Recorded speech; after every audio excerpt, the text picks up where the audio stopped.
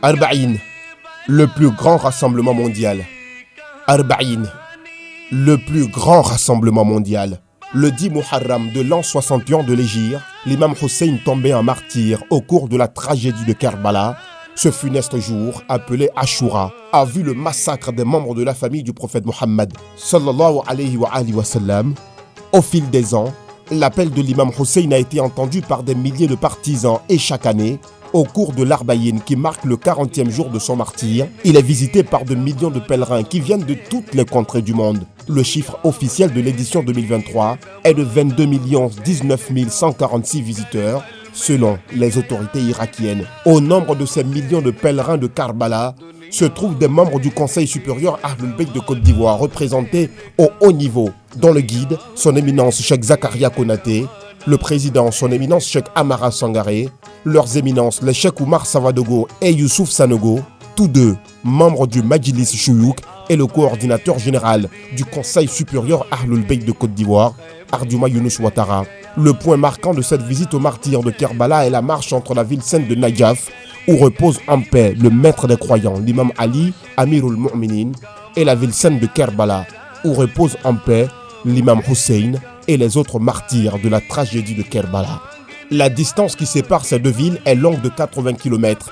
Ce sont donc 80 km de marche de nuit comme de jour, sous les rayons caniculaires du soleil qui atteint parfois sans exagération les 48 degrés.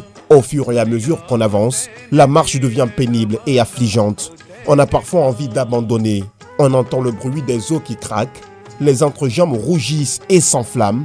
Mais en même temps, quand on pense à la souffrance de l'imam Hussein, quand on voit des personnes handicapées marcher, des enfants, des vieillards, des femmes qui avancent péniblement, on se pose la question suivante.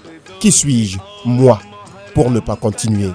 C'est un passionnant périple au cours duquel on rencontre les hommes et femmes de différentes couleurs et nationalités et de différents rangs sociaux, pauvres ou riches, tout le monde veut marcher pour obtenir la barakat.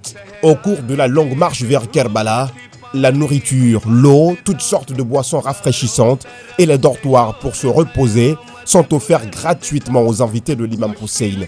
L'assistance médicale et sanitaire sont aussi gratuites.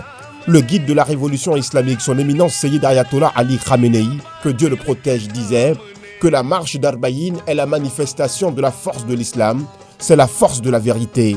C'est grâce à la force du camp, de la résistance, que des millions de personnes marchent vers Kerbala et vers Hussein, sommet de l'honneur, du sacrifice et du martyre, dont tous les peuples libérés du monde doivent tirer des enseignements.